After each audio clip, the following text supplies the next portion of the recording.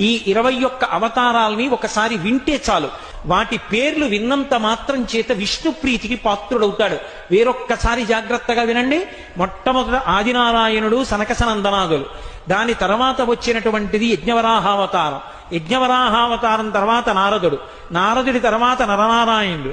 నరనారాయణుల తర్వాత వచ్చినటువంటిది కపిలావతారం. కపిలావతారం తర్వాత దత్తాత్రేయావతారం. దత్తాత్రేయావతారం తర్వాత యజ్ఞావతారం. యజ్ఞుని యొక్క అవతారం తర్వాత వృషభావతారం. వృషభావతారం తర్వాత వచ్చింది పృథుమహారాజు గారి అవతారం. పృథుమహారాజు గారి అవతారం తర్వాత వచ్చినటువంటి అవతారం మత్స్యావతారం. తర్వాత కూర్మావతారం. తర్వాత ధన్వంతరి. తర్వాత మోహిని. తర్వాత నరసింహుడు. తర్వాత వామనమూర్తి. తర్వాత పరశురాముడు. తర్వాత రాముడు. తర్వాత బలరాముడు. బలరాముడి తర్వాత కృష్ణ భగవానుడు. కృష్ణ భగవానుడి తర్వాత బుద్ధావతారం. బుద్ధావతారం తర్వాత కల్కి అవతారం. ఏకకాలంలో 2 అవతారాలు